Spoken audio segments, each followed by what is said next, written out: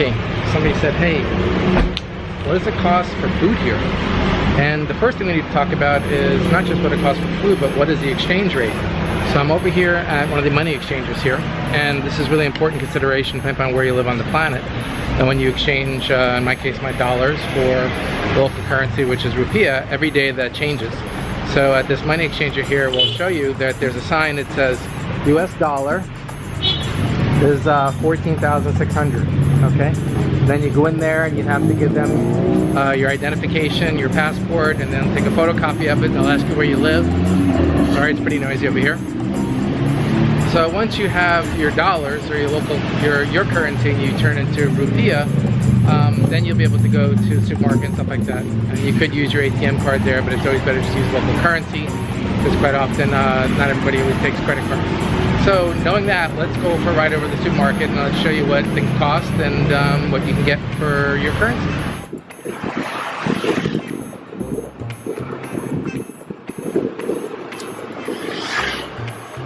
So I'm heading over right now to one of the 3 supermarkets that we shop in here, and this one's called Delta.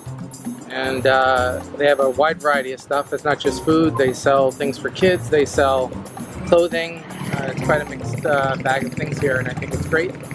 So we are on actually the east side of Ubud. So the main road that I'm on right here runs east to west, and it's kind of the main thoroughfare that you have to go through.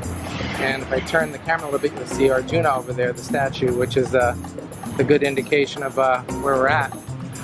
So I'm going to put this guy down because it's a little bit dangerous to ride with this in my hand. And as you can tell, the freestyling here, which doesn't get talked about a lot, but people driving, it's kind of wild. And actually, let's see if I can get to Delta, and I think I can. It's only like right over here.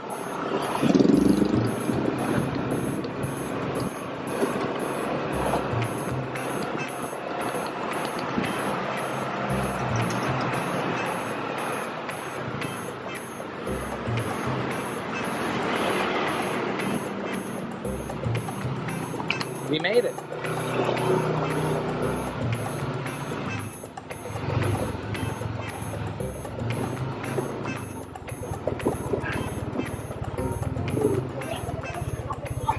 Long time no see, Coke. You know, just making a video of my friends and family, and there's some more. Say hi. It's a small world. What's that?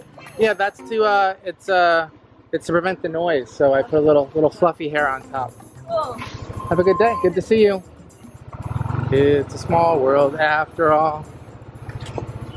More on that in a second. Let me park this thing.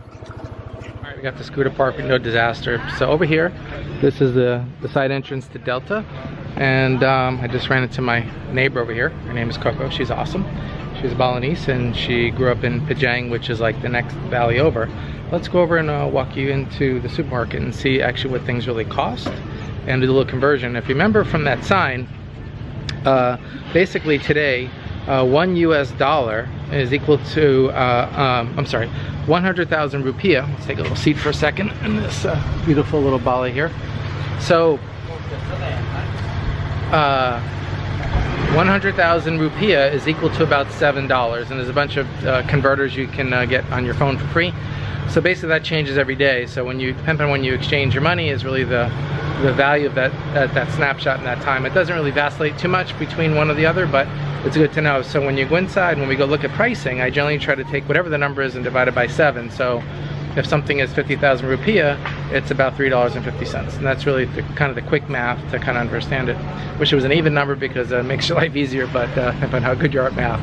Hey, let's go inside and I'll show you some things that are really good values, and other things that are imported, like you would see in any country where you would import something, it would probably have a higher tariff or a tax or just a long distance to get here. So let's go take a walk inside.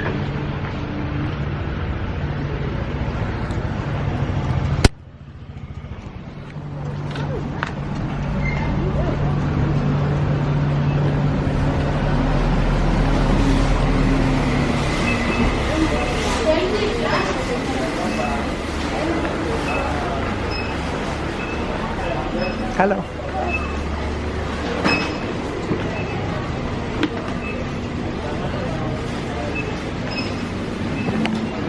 Alright, so I'm not really a big fan of junk food, but there are a few things that I might want to get.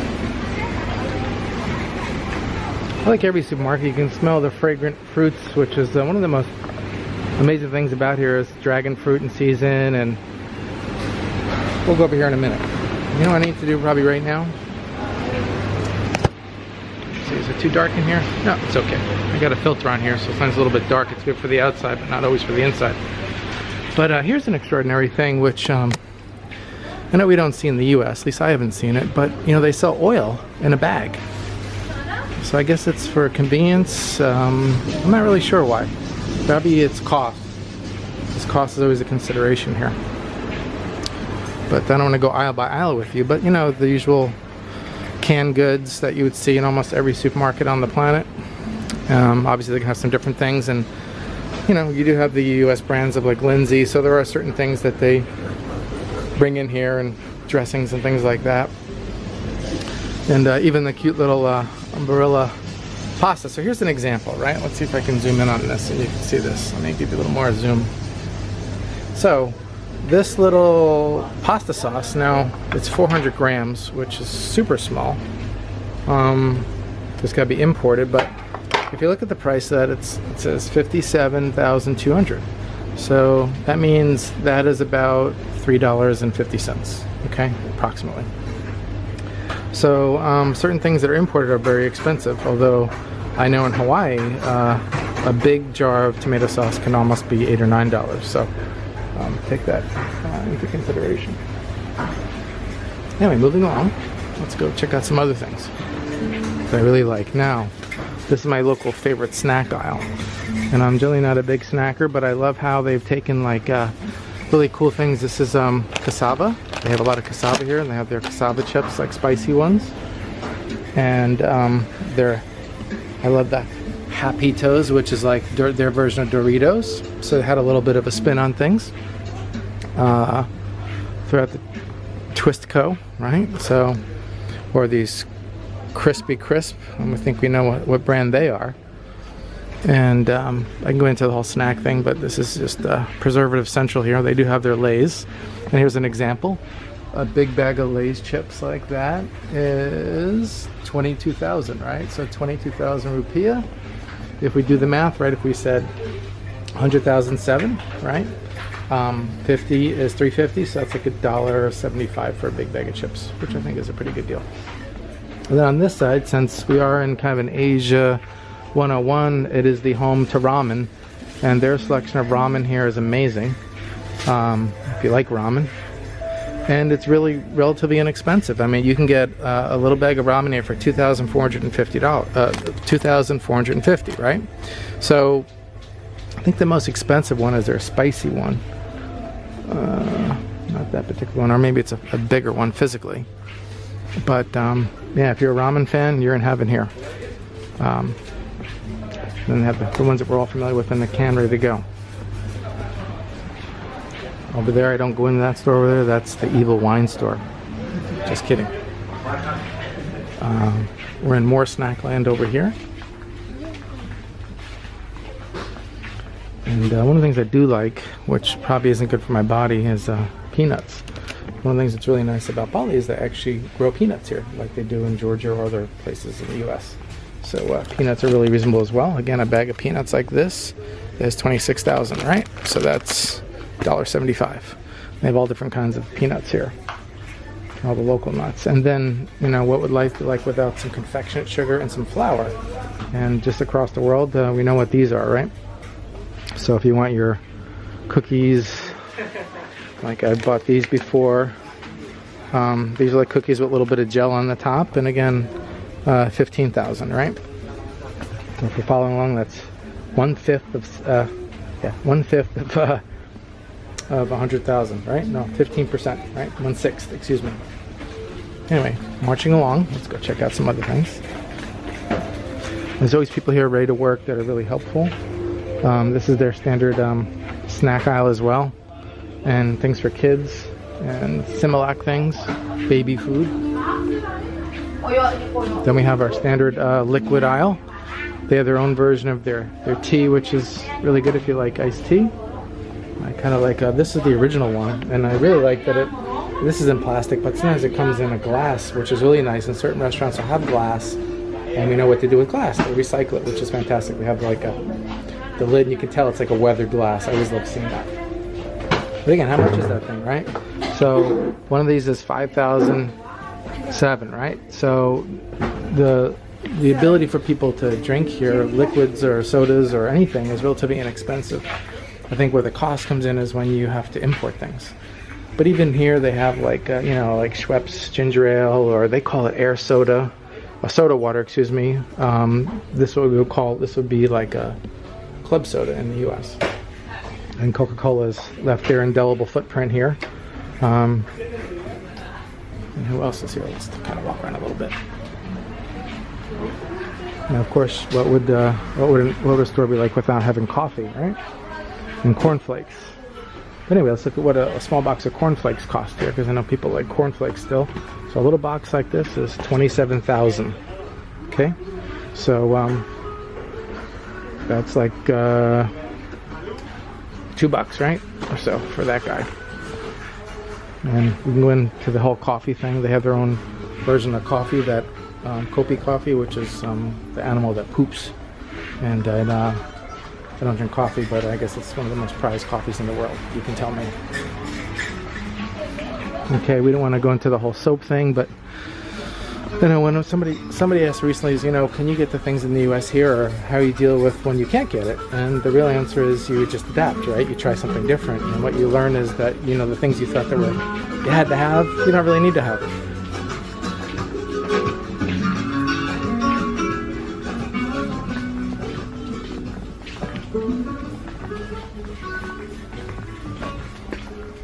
Shampoos just like everywhere else. Diapers, adult diapers. Whoa. Things you don't know until you get here. Hopefully I won't be using them anytime soon. Again, like I said, shampoo, conditioners, they have the same stuff here as they have everywhere, right? Toothpaste, they have their own kind of version of toothpaste, which is cool. They have Listerine here, all the usual toothbrush stuff, right? So it's not like there's some place where they don't have things. I even find what's really cool too over here, they have like these little things of deodorant, which we don't have in the US. And maybe because I'm a guy, I don't know this, but I kind of walked by this before. But they have these really cool little deodorants, as an example for a guy. Like, it's just this little thing. It's kind of a roll-on, but it's in a little container, and it's, again, something like this is like 18,000, right? But I had to learn this when I first came here, which I haven't shared with anybody, but when I first came here, they lost my luggage, and I had to go out and find some stuff. I didn't have luggage for a few days, so we had to learn real quickly to adapt.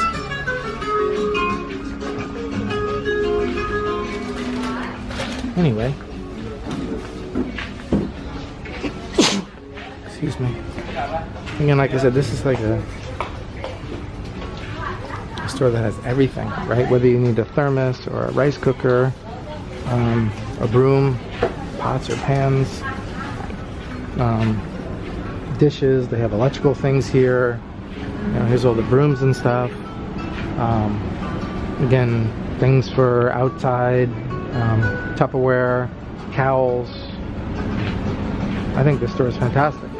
And they have, which we wouldn't have in the US, they have like their incense section, or this is for offerings and stuff, which I think is great. So when you need to get your stuff here, you can get them here. Candles, hangers. So it's kind of a mixed store with a lot of different things, which is great. Ziploc bags, straws, fans, some kids' uniforms over here, which is really great. Backpacks over there, shoes, dishes, glasses. They have things for your gas grill over here. I really like this place, just for its diversity. So the staff is really nice and really helpful. And, you know, kids' toys over there, which I think is great. I don't know why, but everybody seems to be getting these hair vitamins. I noticed a lot of the tourists are getting these, but I ain't got a lot of hair to have vitamins in them. Let's go over to the real animal stuff and the food. Because people always say, you know, is it really expensive to eat food here, and I say it just depends on what you buy, right? So I mean, you can get fish and shrimp, everything's by the pound here, and let's go look at, they have potatoes and things like that, and pineapples, and then what you do is you pick them up and you go over there and this young lady will weigh them for you. But let's give you an example, and again, I'm going to be rough with the math. So dragon food is 35,800 per kilo, and we'll do the math, and when we're done I'll show you the receipts so you don't have to kind of think about it, because I know I don't really try to think about kilos, we're dealing with ounces. But the smell here, if you had smell-o-vision, the smell of the mangoes and the langoustine, but the one that really smells amazing here, which I don't see but I can smell, is the passion fruit. I mean, it's like it's perfuming the whole air. But you know, they have apples here, and people say, oh, they don't have stuff for me, or local bananas, which I think is great. Here they are. If you can only smell this right now. And they have these other cool fruit here called, this is a snake fruit, which is awesome. And then if you want all the normal US stuff they have here, but we don't generally always have tamarind. But we have grapes. But when you look at one of these guys, here's an example of an import, right? So this is grapes. So this little pack of grapes is 12,000, right? Pre-packaged, so you don't have to do the math and think. And their papayas here are like monsters, but sometimes these come from California.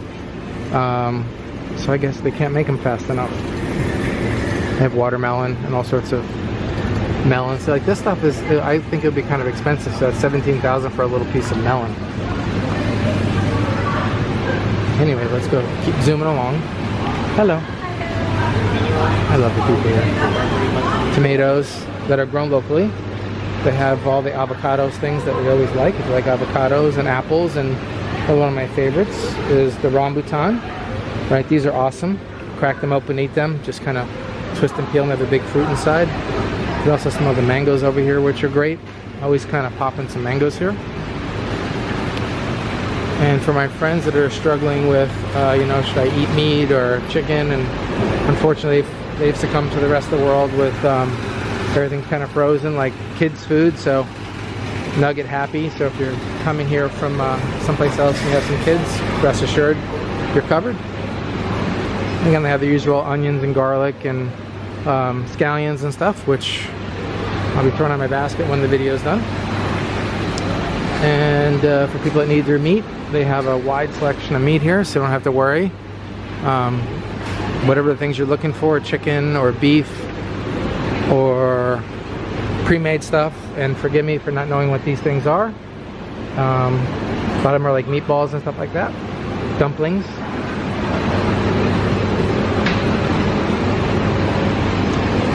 And what would the world be like without having some frozen foods, right? You gotta have your ice cream. I haven't ever looked in here yet. And over here you gotta have your different kinds of sausages, locally or otherwise, and chicken bratwurst. You gotta have your frozen peas and carrots, like a staple around the world. And then as we go over to some vegetables, right, like how much do green beans cost? So an example, if you were to buy this bag of green beans, it's $7,300, right? And they have like ginger here, right, which you can eat that, right? Carrots, flowers, putting your flowers on your meal, that's always beautiful to see as a presentation. Corn, you see corn all the time. People are doing street corn, which I think is fantastic. So an example, to get 3 pieces of corn, and this is grown, I think, up in the upper elevations. I've also seen it on the way up to one of the volcanoes. So 3 pieces of corn is $17,000. And they do have lots of peppers. Matter of fact, my neighbor's growing peppers. All sorts of different varieties of peppers here to have. So one of the most expensive things that I see here is cheese. And again, they don't have a lot of cows here, right? So like, let's go look at since where I'm from on the East Coast, we like pizza and things like that, right? So to get like Parmesan cheese, right? To get this, it's 120,000. So this is about $9. Okay.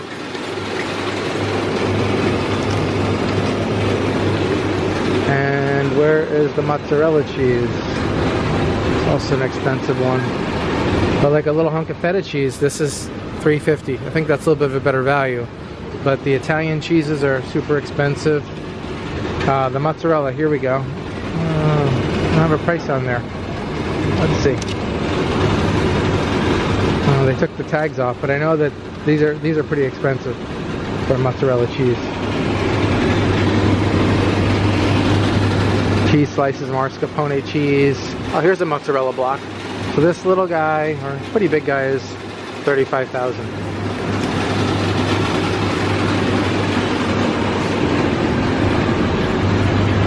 You got your yogurt, $11,000. Soy milk, again, things that have to be imported, $58,000 for this. So that's about $4, $3.50. Right, and fresh milk, and then jungle juice. I know one of my friends in Hawaii loves jungle juice. I like how they made that jungle juice name. That's $74,000 for jungle juice. So the moral of the story is when you sometimes get shocked by prices of cheese and stuff, you just eat local, right? And I've also found here it's great to support a local business, a local restaurant. And sometimes you can even eat, it sounds really weird, but you can probably eat locally at a restaurant maybe for a little bit less than sometimes buying the food. And the real key is if you're like me, you're a solo flyer, sometimes it doesn't make any sense to have all this food, because why? You don't want to throw it away. Unless you're buying stuff that's frozen. And I'm sorry, it's kind of noisy over here with the compressors going. But these are the kind of things to consider when you're traveling, if you're traveling by yourself, is you know, what are the things you want to buy and keep in the refrigerator? And what are the things that you want to have somebody make food for you? Anyway, I didn't get into the whole beer thing since I'm not a beer guy, but you can look at the price of a can of beer is $19,650, right? So a can of one of these beers, right? So we did the math, how much is that, right? So we said it was 100, it would be 7, 350 would be 50. So that's like $1 for a can of beer. It's a pretty cool deal. Anyway, I also love to see the people that are visiting that like are really curious about this place. They even have chocolates. I know they like to cook and like to bake here. There's a lot of pretty strong baking contingency here. But yeah, like I was saying, I'm a big fan of sometimes letting people cook. If they want to cook, and I can walk basically almost across the street from where I live and have a great meal, and I don't have to throw any of the ingredients, which is equally as important as buying this stuff and saying you made it yourself, as opposed to, again, supporting a local business, which I think is fantastic. And we haven't even touched upon the fresh markets, which I haven't brought my camera to, but the fresh markets are even less expensive for fruits and vegetables, again, that are probably coming right off the farm. So if you're a big fan of local markets like I am, like living in Hawaii, we'd always just go to the Thursday night market. You can really support a local farmer and support their initiatives for what they're doing and keeping the money circulating in the economy the way that I think it should be. But one more place I think we have to go and look before I say goodbye. Full disclosure, I sometimes like some chocolate here, and I love trying some local chocolate. Maybe that's my version of wine, but they have some chocolates that they grow in Bali, which are really great. And one of them, the one I really like, is called Mango. And again, a dark bar is $43,000, so this is like $3 and $3 or so, plus or minus, right? And each store sometimes carries a different version of it. And these are a little bit thicker and stubbier, right? But they do have a pretty interesting selection of chocolates here. They have their version of pod here, which is really good. And ironically, they bring in the Lind. So for people that like even live in Hawaii, like I do, when you think about Lind chocolate, I know what it costs there, right?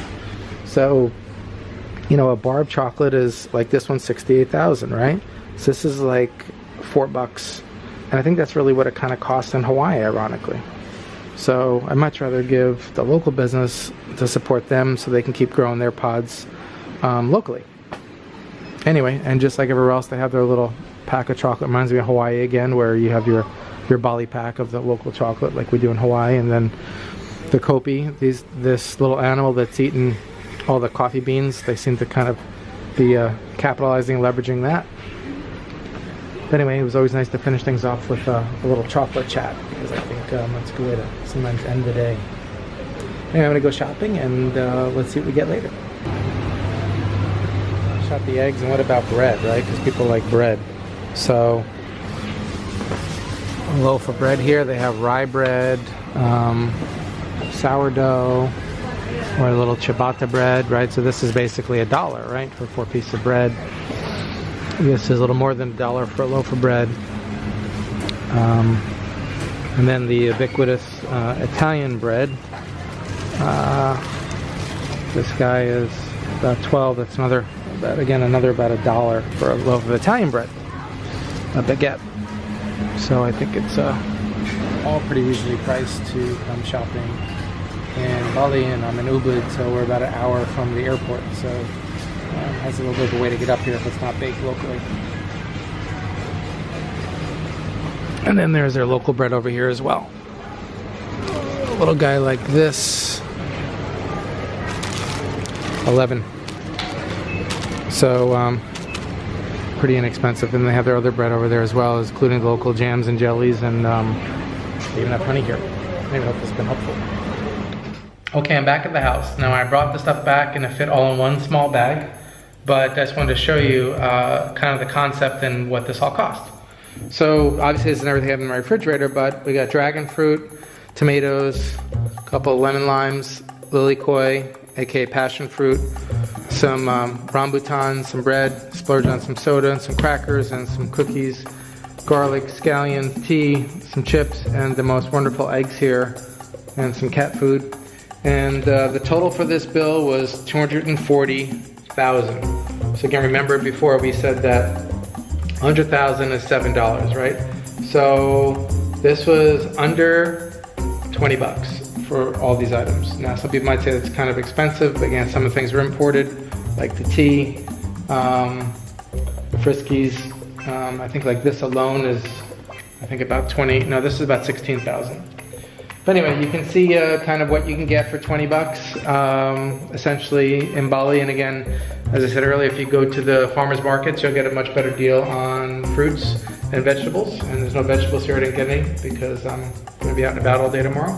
But the simple point is that sometimes it's even easier to, as I said, in the supermarket to be able to go outside to eat, because they have access to fresh vegetables and they don't throw them away. And I think one of the biggest sins in the world, maybe specifically as relates to developed countries, is throwing food away, which I hate to see. When you consider some people need food and so much it goes to waste. Maybe, I don't know, statistically it could be 25% or more.